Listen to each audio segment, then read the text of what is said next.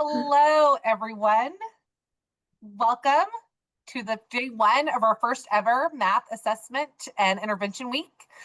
We're very excited to talk about asset-based assessment, assessment intervention, reaching on learners, all the things that we're going to go through in this week-long series of webinars. And today's webinar, kicking us off, is all about the importance and impact of asset-based assessment. So we will run through a few housekeeping pieces, and then we'll kick it over to our wonderful speakers, Amy and Patrick, to get started. So while you're all trickling in, it'd be great to throw in the chat where you're from, what do you teach, how familiar are you with asset-based assessment or assessment in general on a scale of 1 to 10, 1 being no experience, never heard of this at all, and 5 being you're an assessment pro, you know all the ins and outs of all the things and love student thinking.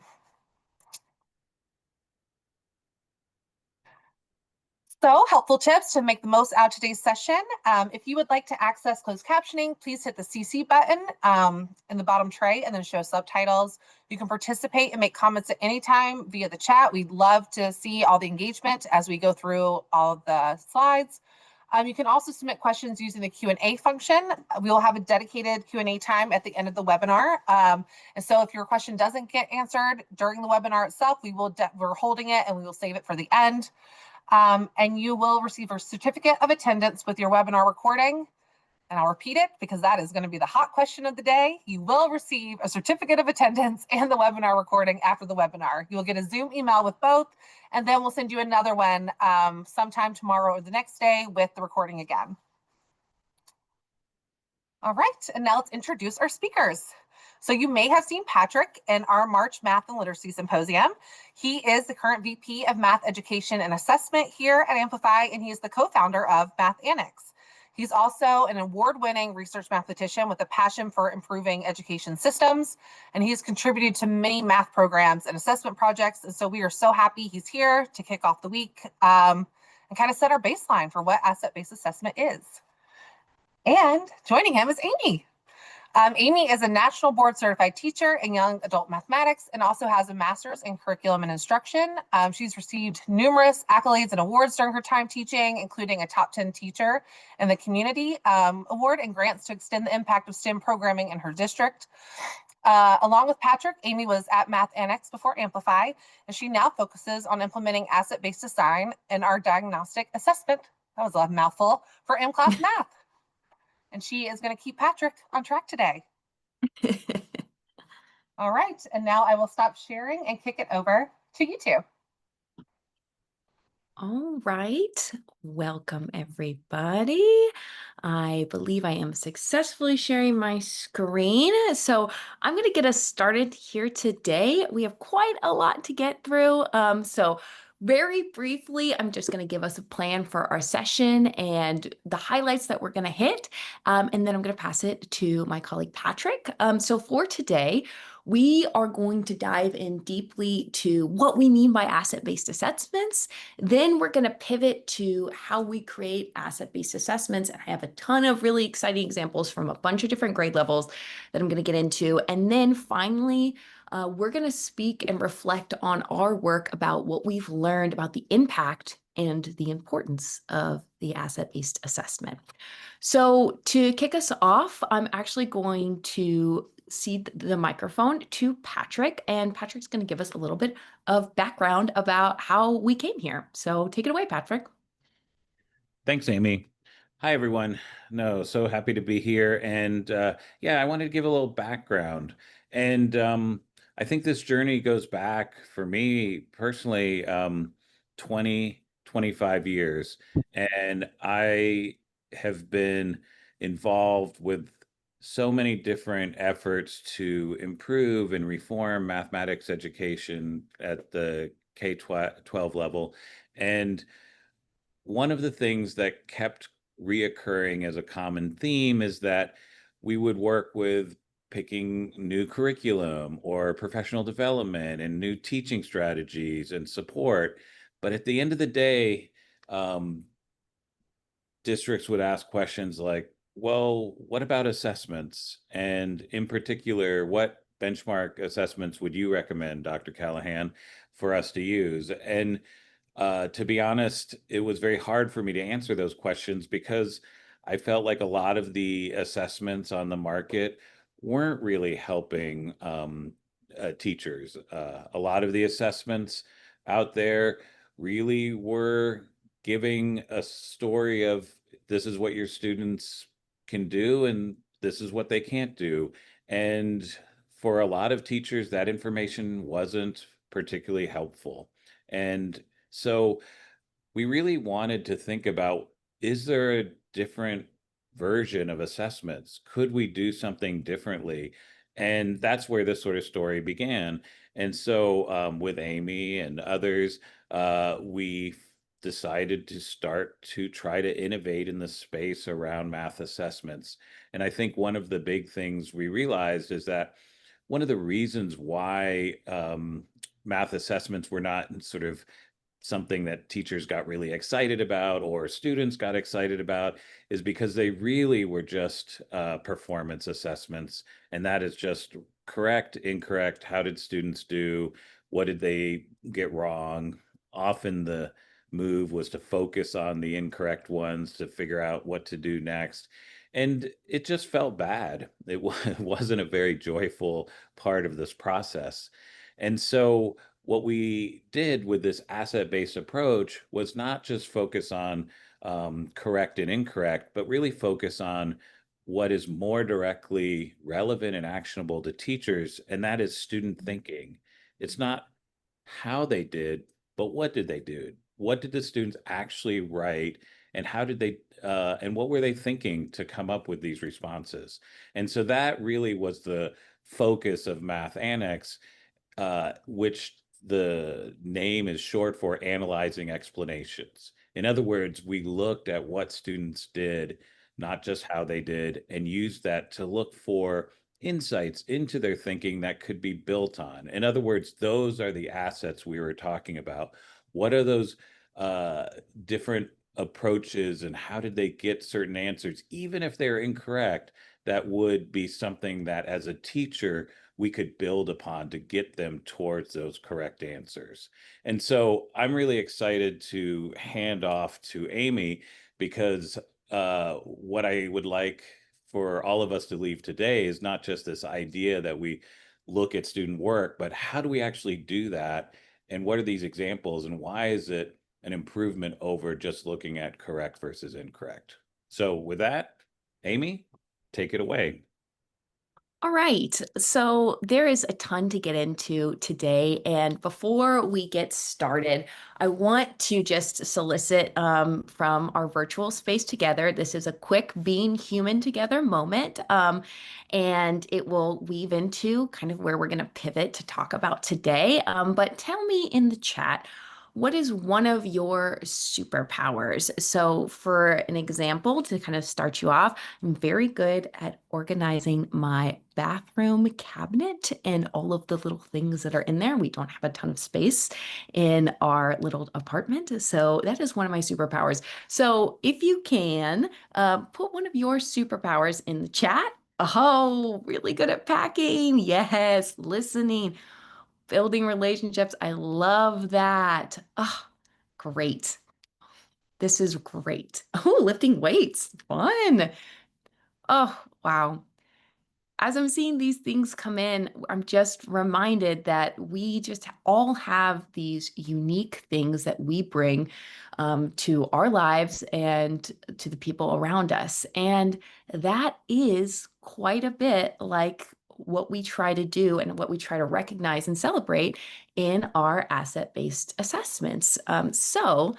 Oh, loving all of these things in the chat. I want to take those and kind of pivot that into what do we mean when we say the words asset-based assessment?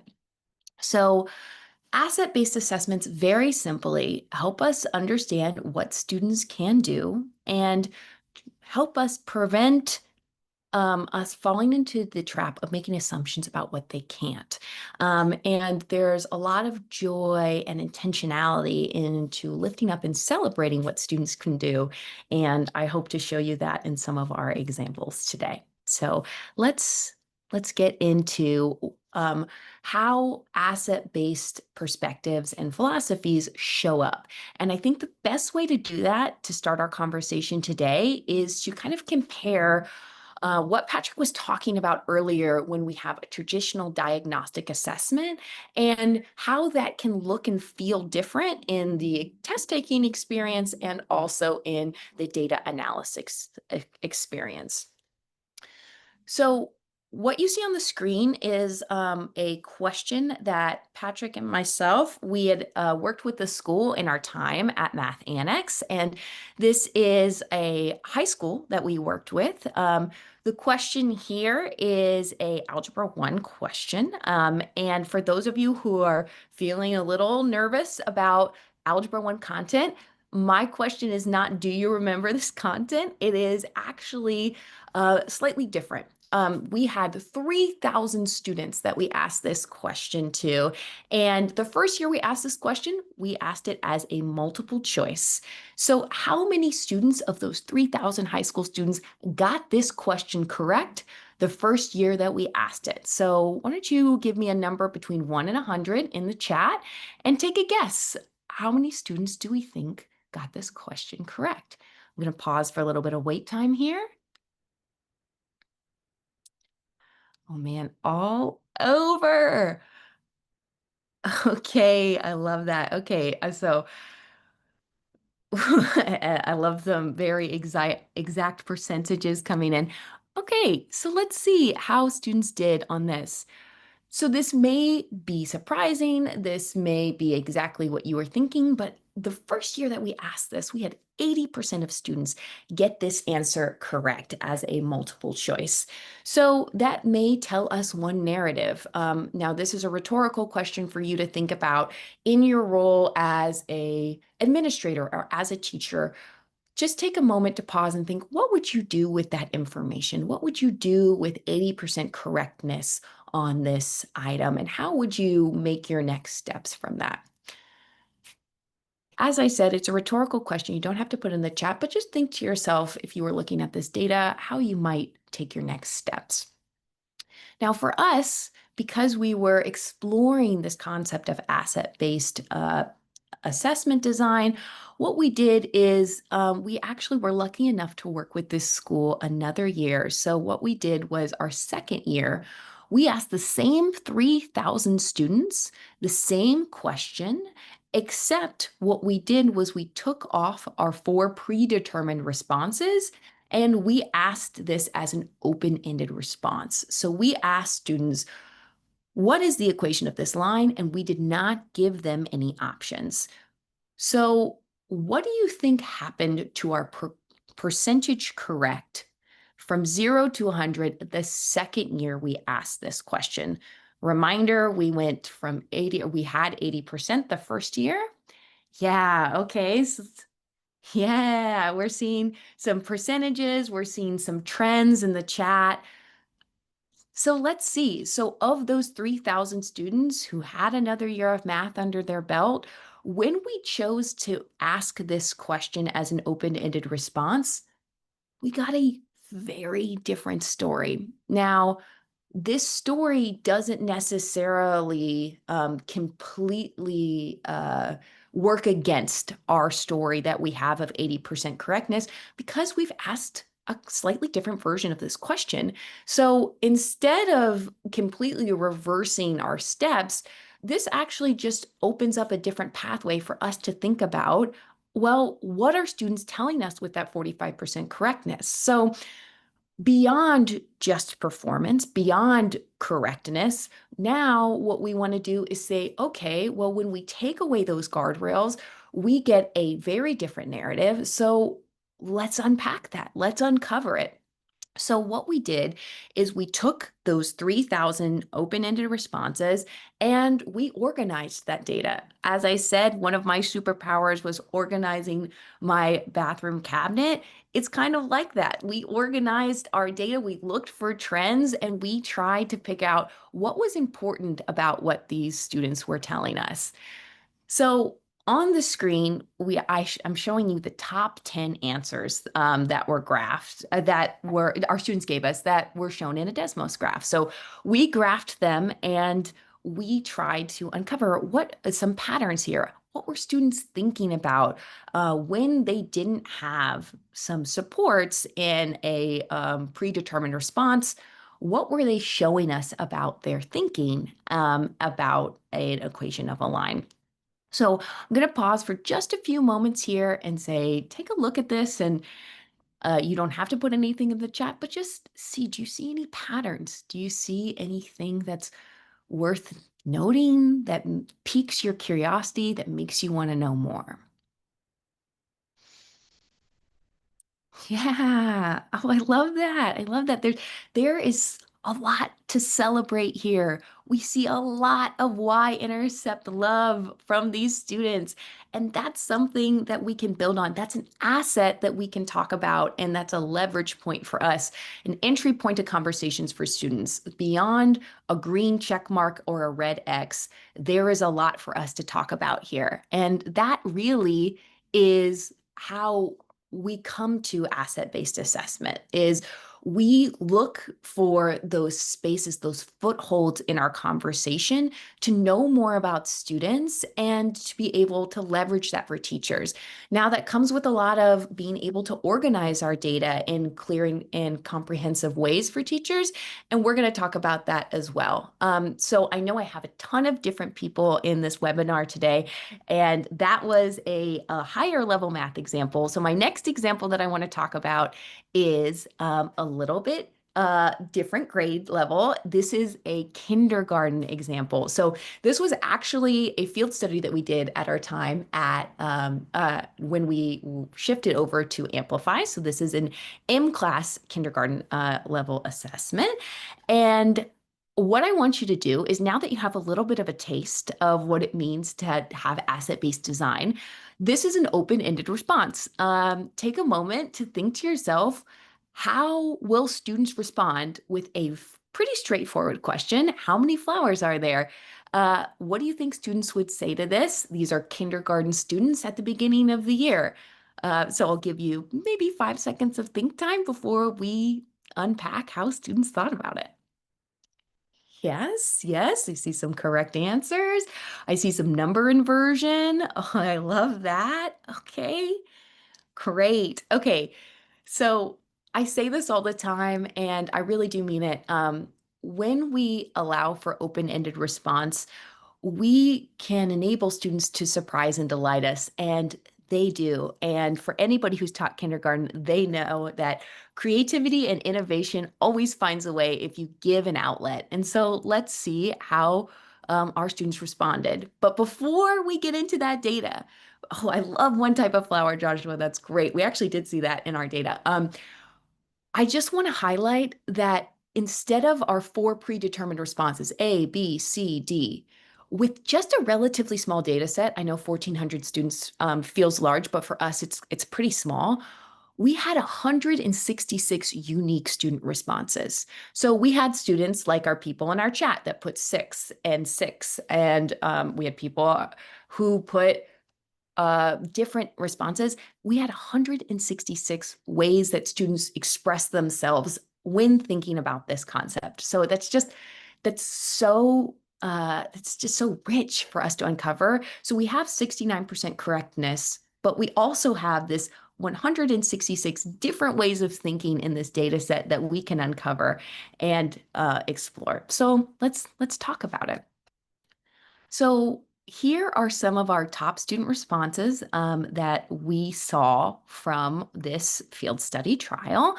And as you can see, Charlotte is representing our correctness, and that is interesting and engaging.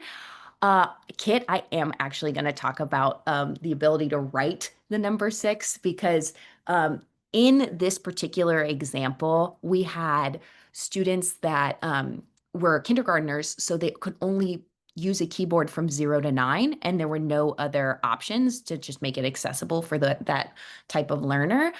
So in like other grade levels where they can type, we do see and we do honor as correct students that type out the answer. So using like SIX for 6. Lily is showing us that we have somebody who is and this is very common if we're at the beginning of the year for kindergarten, if we situate ourselves, who's showing us accounting strategy and probably likely exhibiting accounting fluency error. This makes sense. We're still learning our numbers from 1 to 10. So for Lily, we can see that there's a lot to build off of here, and that we need to practice our fluency so we can use skills and tools at our tool belt for Lily that will feel different than our strategies that we might have for somebody like Javi or Ezra. And I really like talking about Javi and Ezra because we saw these in a percentage of our students. And what Javi and Ezra are doing here, what we likely think, because we never know for certain, but we get data and that can support our suppositions about how students are thinking, is that they are exhibiting an accounting strategy. So imagine Ezra is counting these flowers as he's looking at the screen, and he's marking them down with essentially what is a tally mark, right? So we have 1, 2, 3, 4, 5, 6 tally marks that are all represented by the number 1 for Ezra. So we see an effective counting strategy, but we don't see a total. That's different from Lily and something that we would celebrate in a different way and build off in a different way. And same thing for Javi, where we see a counting strategy, but different from Ezra, he's keeping track and he's increasing his counting. So it was actually very interesting for us. We had a very, very heated debate. We were very passionate about student thinking here of, is Javi giving us an effective counting strategy, and is he also giving us a total? Or is he, like we see kindergarten students, counting 1, 2, 3, 4, 5, 6, and not really making sense of the fact that that's answering the question of how many flowers are there? So this is just eliciting so many good questions for us and so many opportunities to dive into our data in a way that we wouldn't have if we had given these answers to these students ahead of time. So this is my kindergarten example. And now what I'd like to do is I'd like to pivot to a slightly different example of a grade 2. So this is our grade 2 students at the beginning of the year. And here we have some data that's organized. And as you can see, it is open response, right? So hopefully this is starting to become clear. We're flexing that muscle a little bit more of what we mean by asset-based, and that hinges upon being able to collect more data from students, and that starts with an open response. What I want to uncover with this example is that when we looked at this, we had really interesting data. So let's talk about our top correct answers here. The question that was asked was how many more students voted for fish than hamster? So we saw 5, which we think is students giving us the number of fish. We also saw students give us 6, which is our number of bunnies, right? These are assets. These are things that students are seeing. We also see 14 for the total number of votes, students counting and making sense of this table. And then we see 3 hamsters. So these are our top incorrect answers. We had students, of course, who got this correct, but for the purposes of our conversation today, I want to focus on this because what this is telling us is that we have a lot of sense making that's happening for this item. We are just answering a different question than the one that's being asked. So that is something that as teachers, as administrators, we can lean into the fact that we see mathematical thinking. It is evident in the way that students are thinking about the data and the questions that they are asking. And that informs our next steps. So instead of going back and reteaching this skill of how to look at data that's organized in tables, we perhaps would do something a little more nuanced or a little bit more targeted to the types of errors that we're seeing students make. like a sense-making routine. So the math language routines, which I'm going to talk about in a moment, are really, really great as a way to supplement kind of our data analysis, because it leans into community discussion about making sense of the data that we see and having students talk about the ways that they were thinking. So let's talk about that a little bit in a moment. So I want you to hold on to that math language routines. But for now, what I'd like to do is pivot to my final grade level example. So I've tried to cover, we've got kindergarten, second grade. This is my fourth and fifth grade example. And then I kind of jumped at the beginning to start to have an Algebra 1 example. This is a item that we asked at Math Annex, and we were able to ask this item to a lot of our partners. So we have a ton of data. We have 12,000 students that engaged with this for in fourth grade and in fifth grade. So I'm just going to take a moment to read this item here and say that the information here is that we have an art teacher and they're buying new tables to go into an art room. Each table has 4 seats, and the art class has 33 students.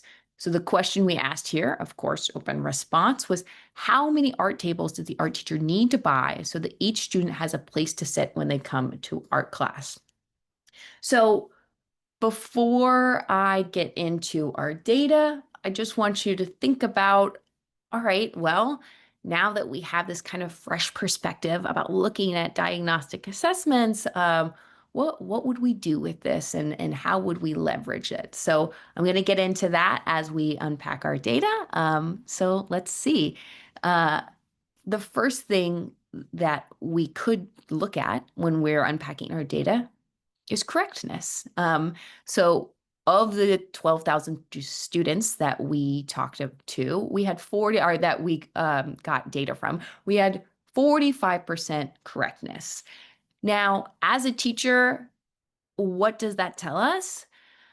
Well, it maybe doesn't tell us a ton, right? This is a slightly different narrative than the Algebra 1 example where we had 80% correctness. 80% is kind of a standard that sometimes we use to say that we have mastery of a skill, but 45% correctness, that doesn't give us enough confidence to say, okay, students are understanding this concept. So as a teacher, we might feel a little flummoxed on what our next step is. So let's look at how students were thinking first. So if we move beyond performance and we say, okay, how are students thinking about this item? Here are our most common responses. So I want to take about 10 seconds so that you can have a break from my voice and a chance to engage with our content. Take a look at these top 5 responses of 9, 8, 132, 29, and 37, and try to figure out how students got these. So I'm going to pause here for about 10, 15 seconds. You can pick one or more than one. How did students get these answers?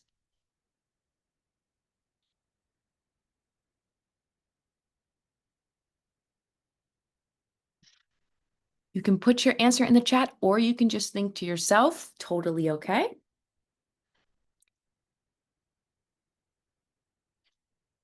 Yes, love it. Some great thoughts coming in.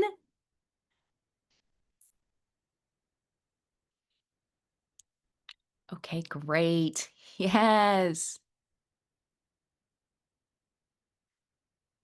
Very good. Very good. Wow, we have some experienced teachers and admin in the space today. Okay, great. So your instincts are already on the right track, right? So we now are thinking about how students got these correct answers.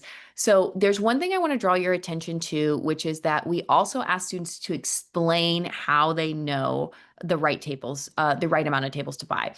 Now, I'll get into this briefly, but the explanation part is going to be for us to kind of enrich our conversations, enrich our next steps. It's going to feel a little different than how we just look and organize our data when we get an open response, like a written number or a number that is just a digit. So let's talk about it.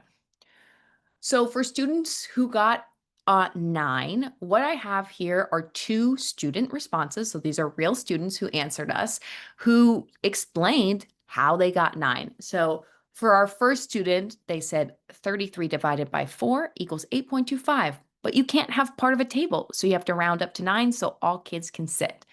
It's really beautiful sense making here. And what I love is when you have a really strong asset-based design in your assessment, then the sense making and the relatability of mathematics for these young mathematicians becomes more tangible and becomes more visible. And that's really exciting. So we can see a lot of sense making happening in our first student. And our second student, we have the answer 9, but I want you, as I read this out loud, to kind of see the differences that we hear and feel in this response.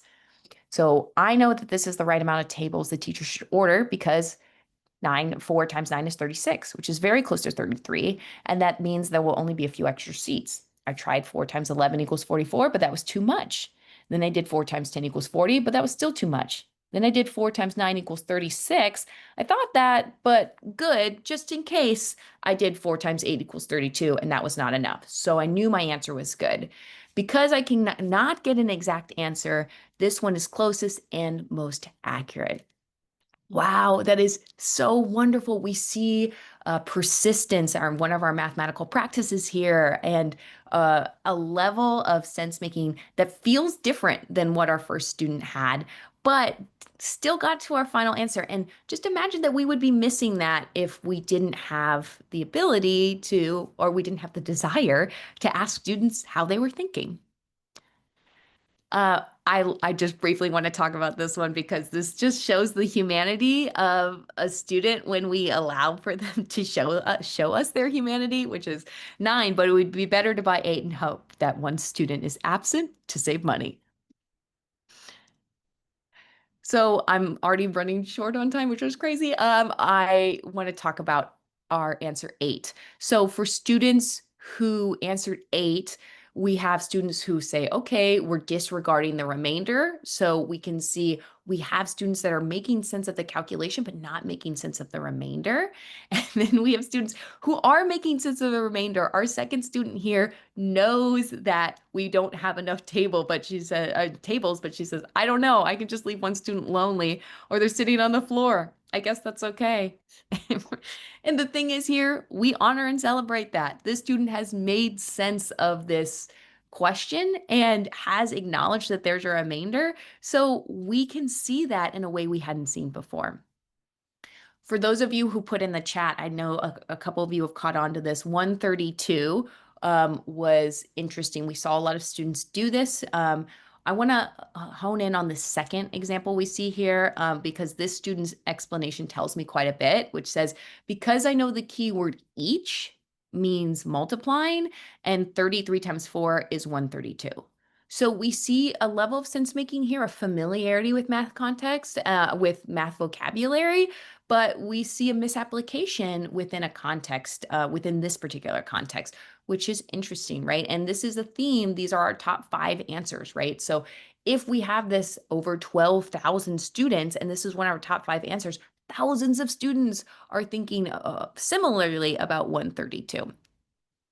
And then I also saw this in the chat, our 37 and our other answer here is we're adding. I believe one of our people and one of our friends in the chat had said, yeah, we're going to add, multiply, subtract, divide. We're going to do some calculations with these numbers and we're going to get these answers. And a lot of our students who said 37 and 29 were doing some sense making here and trying to figure this out and just needed a little bit of a different next step.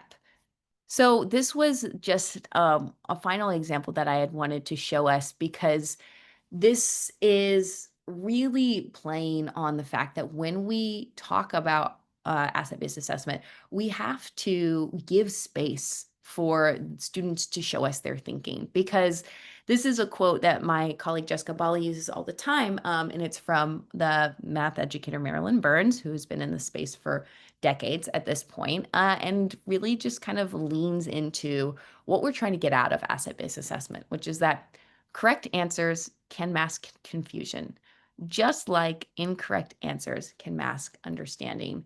And that is so true, especially in a diagnostic assessment space. So if we open up our assessment and we provide opportunities, there's ways that we can kind of we can work against this common example, or this common way that assessments can feel. So if we have a typical question, assessment question, like you see just popped up on the screen, we do a lot of thinking for students. We give them 4 predetermined responses that we think they're going to do.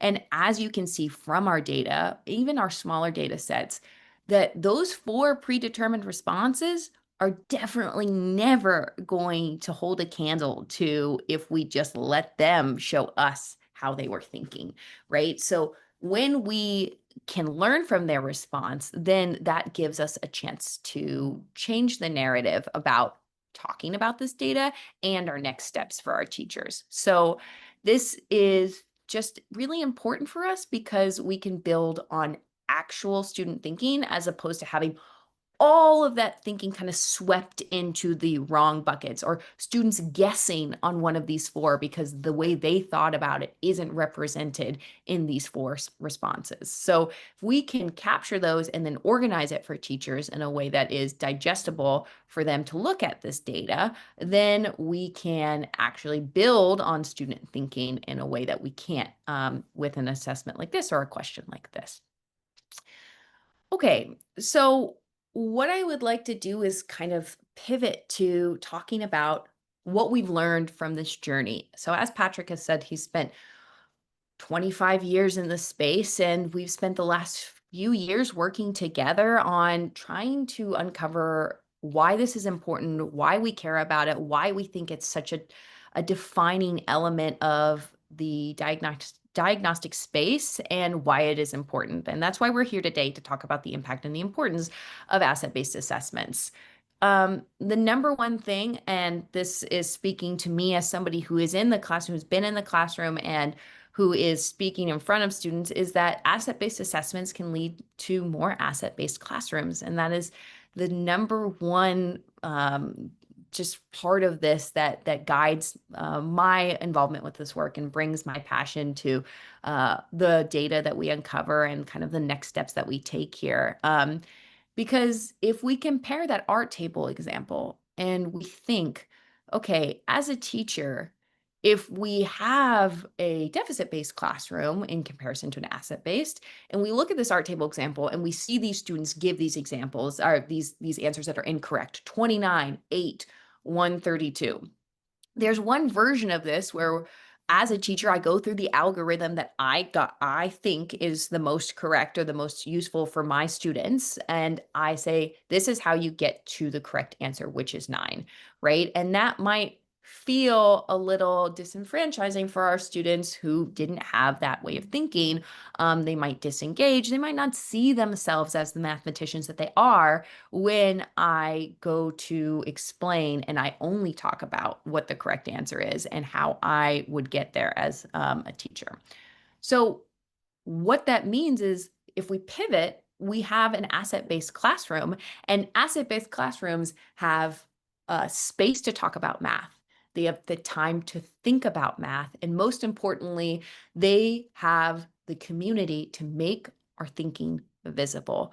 So the most important part of an asset-based classroom, in my opinion, is the ability to celebrate all of our ways of thinking, even if those ways of thinking didn't end up with our final correct answer, right? Because there were assets to celebrate for students who said 8 tables, but we're just going to have a student sitting on the table. There's an element of sense making and real world applicability that happens in that example. There is computation skills to celebrate from 132. Those students correctly multiplied. They did the fluency that was needed, the skill in the algorithm to correctly get to 132. And that's worth celebrating and talking about as a community.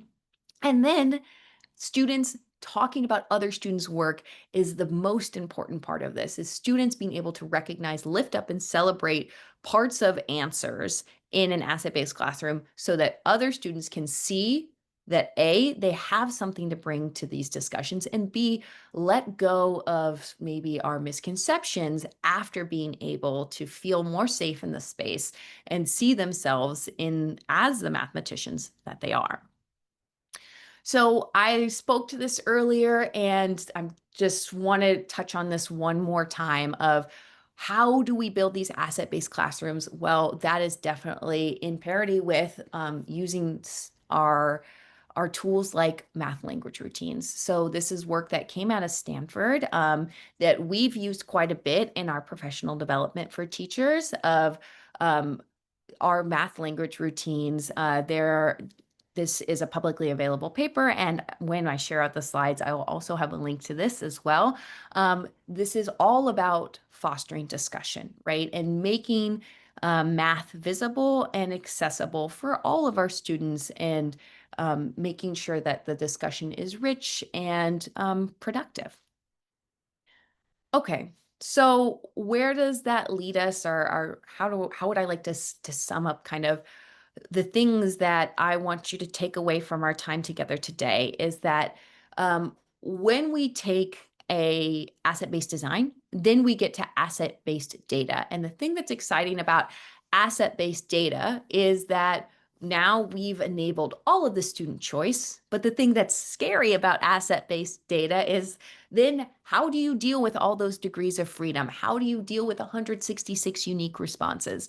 Well, you deal with it with making sure that you have a type of analysis that can organize that data for you. And through our time at Math Annex, and now pivoting through our time at Amplify, we have tools to help us really quickly organize this data, because we look at things of student performance, historical data, and our field study trials, right? And we see, okay, these are how our students, we anticipate how they're going to respond. We're going to plan for that, and we're going to organize it in a way that teachers can make our next steps very quickly, right? So that is our step of design to analysis. And there's ways to do this at a small scale as well, because teachers already do this, right? We sort our exit tickets at the end of the day, right? And we ask a one question, quick formative assessment. We look at students' postures and their facial expressions when we're having a discussion.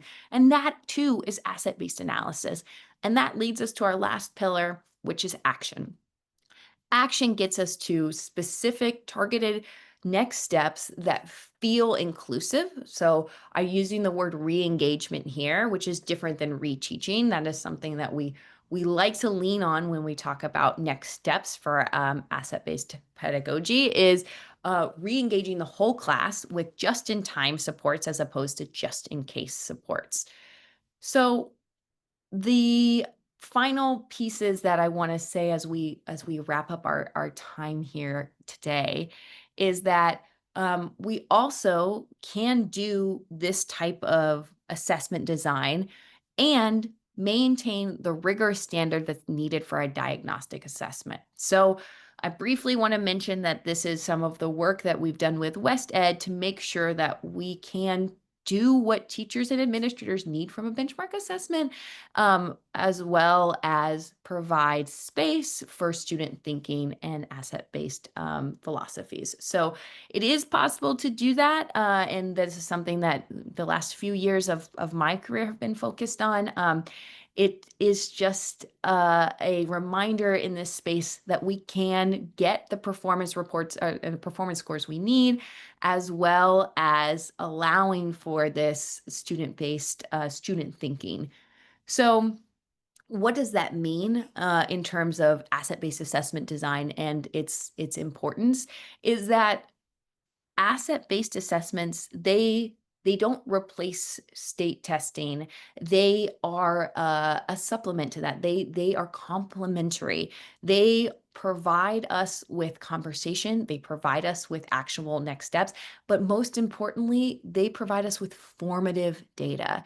This is not summative data, and the reason for that is because this is not supposed to be a high stakes testing environment when we use asset-based design in our assessment, because we want students to feel like they can express themselves. We want them to be creative. We want them to show us what they're thinking. So that is not the space for a state test. We have a time and space for those in our journeys as educators and for finding out more about our students. And this data sits next to our state testing data. So to summarize where we are in our asset-based philosophy and how we feel about math assessments, we want to say that math assessments are a place for advocacy. We don't want to sort and rank and only sort and rank. We want to lean into being able to advocate for how students are thinking and to build off of those in a way that we haven't before with a traditional assessment. And that's because we create an opportunity. As opposed to an obligation, we want this to be an opportunity to uncover what our students are thinking, how they got to their answers, and celebrate those. Celebrate that way of thinking. Think about how we can build in our classrooms, in our schools, in our school districts, and how we can say, okay, we have one number that's for correctness, right? And that tells one story, but we also have this other really rich story about how students are thinking about math, and that we get a little bit more control over that narrative as opposed to just a single number that people walk away with and make a judgment about. And finally, we have a formative tool. So this is designed to be informative. It's designed to be actionable. And as I spoke to earlier, with the right setup for analysis, it's designed so that teachers do not have to do this for our mCLASS assessments. Because that is a lot of data to organize, right? And as my superpower is organizing things and finding trends and patterns, that's where we want to lean into that space and lift that burden off of teachers. Teachers can do that in our exit tickets and in our instructional moments in the classroom, but this is not the space, nor is this the obligation for teachers to do for a large data set like a diagnostic assessment with 10, 20, 30 questions. And then that pivots to our foundation. We have a strong intervention system that's built off of this perspective. And that is something to get really excited about and something that really speaks to kind of where I think we could have a real shift in how we think about math assessment and how we can take our next steps and change that narrative that sometimes can feel pretty bleak and feel pretty hopeless sometimes when you're looking at a bunch of numbers in red, right? So a strong intervention system can change this perspective in a way that I think could be very powerful. Okay, so I am a couple minutes over, but I am so grateful for everybody's attention today, and we'll be here. I had the chat on at one point. I did not have the chat on, so I'm going to be scrolling through that. I'm going to pass it back to you, Shannon. But while I do that, I just want to thank everybody so much for your time, and just feel free to talk about in the chat something you're excited about, something you've learned, or something you're wondering, and I will try to get to those questions. Yeah, thank you, Amy. This was amazing and such a good way to kick off the week. It truly is like setting the tone for the rest of the week, and I'm very excited for it. I'm waiting for questions to come through. Usually every time I say that there's no open questions, that's when like 5 come in at once. That is okay.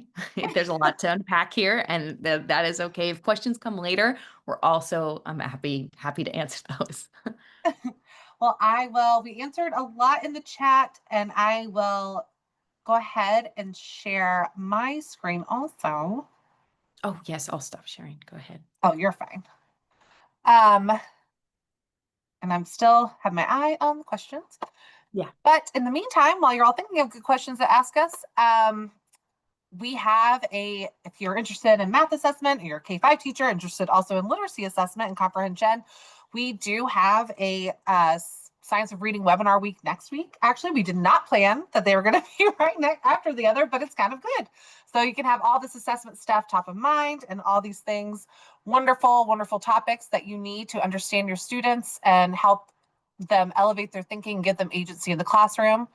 If you're looking for more math resources, we will also be sending you these, but make sure you're signed up for the rest of the week. Tomorrow's session is on differentiation in K-5 math, and it'll be a good one with Kristen Gray. You can grab your own copy of our asset-based assessment ebook with that link. Just download it right away. You don't have to fill out anything. Find more professional learning resources in one of our math starter packs, and explore more free PD opportunities at amplify.com/math webinars. We usually update that page when we have new ones coming out, so you can always go there. And I'm looking, Amy, I don't know if I definitely don't know this question. I don't know if you do, but Sure. it's a very MCLASS specific question. Is it available for purchase independently from the Amplify Desmos math curriculum? And I know that Yes. it will work better with the curriculum because everything speaks to each other, and it's really a comprehensive math suite that we're very proud of. But I don't know, Amy, if you know the answer to that one. I do, yeah. So it is possible to purchase as a standalone as well. So you can do a full suite package, but there is a different version, a different package that's available that has core resources or boost resources as well, or mCLASS standalone. So yes. Right. Let me see if there's anything else. I have all my little tabs open. I don't see any more questions unless I'm missing one. Okay. All right. Let me check the chat again. Oh, do I get a PD certification? You will get a certificate of attendance after the webinar from Zoom with your recording. Oh, Rachel asked, what entails a strong intervention system? Okay, great question. A strong intervention system is going to be built off a couple different things. So it's going to be responsive data, right? First of all, and then leveraging that data in ways that are going to be effective as opposed to potentially ways that might feel a little more efficient at the time, right? So I spoke briefly to kind of there are two narratives that exist, right? We need to have some whole class strategies, and then there's some specific individual student intervention, and both of those can be built off of our student thinking and kind of our asset-based data. So we have this is kind of what I was speaking to about state testing and kind of being side by side, right? Like I don't want people to leave this call thinking, okay, there's no space for any like high stakes testing environment that uses multiple choice, right? There is, because it speaks to a different type of performance, right? But it sits side by side with this formative data. So the two of these things in parallel speak to each other. It's just kind of our narrative with how we focus on talking about it and engaging students. If we shift to a more asset-based perspective, then we find that the barrier to entry is a lot lower, right? So it's not one or the other, it's both. It's just that you want to be really thoughtful and make sure that the use of them is well timed and they speak to one another. Nope. And Kit is diligently putting questions from the chat that I have missed into the Q&A, which is very helpful. Great. How to help secondary math teachers shift to asset-based assessment? Any tips? Oh boy, it can be tough. There's been spaces that I've walked into where, especially in the secondary space, there's a really strong attachment to some more traditional perspectives, and it's hard to get people to take that jump. And what I would say is that like using the data and letting the data speak for you, of saying, okay, if we look like, for example, if you take like an mCLASS assessment, we have a student thinking report, right? And that would be my first entry point of saying, okay, we have correctness, right? Like here's your traditional benchmark assessment data, you know it. I personally always found it overwhelming, right? But some teachers really liked diving into that and say, okay, look at this other tab, look at the student thinking tab and see what do we have here? Because even in my most hostile environments in terms of PD that I've walked into, teachers are always very curious to see how their students thought. And if we organize the data in a convenient way, in a way that's digestible, which is like possible, and we've done at Mathanics in our time here as well at Amplify, um, it opens the door to that conversation, right? And it's just also you start the conversation and then the next step is, okay, what resources do we have? Where can we lean into like building off of this? And that comes from classroom discussion, which Mhm. oftentimes there's a direct instruction piece that happens in secondary spaces that are really hard to let go of. So I just want to be fully transparent that I know that that can feel like an uphill battle, but it is definitely worth it. So I'd start with something like looking at that data and talking about it in a small space in your PLCs, whatever that looks like, and then seeing if you can leverage a small 5 minute, 10 minute whole class activity, and see what data you can get from students. It can be hard to have that conversation. It can be hard to flex that whole class discussion muscle, especially for me. The first time I tried it, if your students aren't familiar with that, it can be scary. So it's worth trying once or twice before giving up on it because they just need to feel more comfortable with taking time to discuss math as a class. Yeah, and I think that also helps alleviate a lot of the math anxieties Oh, eventually that students feel and teachers every day. yes, Just opening the yes. floor, making it a safe space, and showing kids that even if it's wrong, that's not a bad thing. That just makes way for fruitful discussion, figuring it out together. It's so interesting because for K to 5, we kind of see a reversal of like kind of the fears and the apprehension that we have, where these are gen ed teachers. So they might feel a different way about their ability to communicate like complex mathematical ideas, as opposed to in their secondary space where we have subject matter experts who know what they know and they're very good and they've had years of experience talking about it. And so it can feel overwhelming in different ways in different spaces. So Mhm. Mhm. I definitely understand that. And another question, and this I feel like might be too in the weeds for a Okay. general strategy, Sure. but someone was curious about strategies for interventions for students who show mastery of algorithms but don't know which one to use to answer like the art I have table that. question. Yeah, yeah, yeah. I would highly recommend a 3 reads routine, which is in the math language routines in that paper from Stanford. A 3 reads routine is really, really good at saying, okay, I actually ended up, I didn't have time in my slides. I ended up cutting them, but a 3 reads routine starts by covering the quantities and the question, and then having students engage in the context and discuss that. And then slowly revealing more and more of the question or more and more of the context, and then you can make the choice at the end of 3 reads to stick with the original question or to pivot to a different question that's come up in discussion. So that is something that happens quite a bit. We see students are very good at calculations, better than we would think, right? When we look at some data and we make some conclusions about like the state of math education, they're great at calculations. It's just the right calculations. So Mhm. the 3 reads routine is what I would recommend for that. Yeah, and I think we actually mentioned that in the ebook too. So if you did want to just grab the ebook, I believe we have that example in there also. Um, all right, and then last question I see, and I think this. Okay, what about when schools want you to focus on how to prepare students for standardized tests? And I know I feel like this just would only improve the performance on standardized tests, but Amy, you take it away. A, deeply empathize with that question, and B, yes, it does also kind of do that. It's if I had had all the time in the world to get into some of the data that we had, I would have spoken to this. But we actually have data that if you take the time to engage with looking at asset based data analysis and kind of uncovering that, we see that students who are making sense or engaging in our re-engagement routines, right? And in looking at that and talking about it, that tracks to our state testing and it tracks to performance. So There was a slide that I ended up cutting that had like students who made sense, who said 8 or 9 for those art tables, and gave us an example. Their SBAC scores, which is our standardized test in California, they tracked to exceeding expectations, or they tracked to having success in the SBAC. So the answer is it can and it does if you allow the space to like actually look at that data. There's a strong correlation there, which is just like further proof that we're onto something very exciting.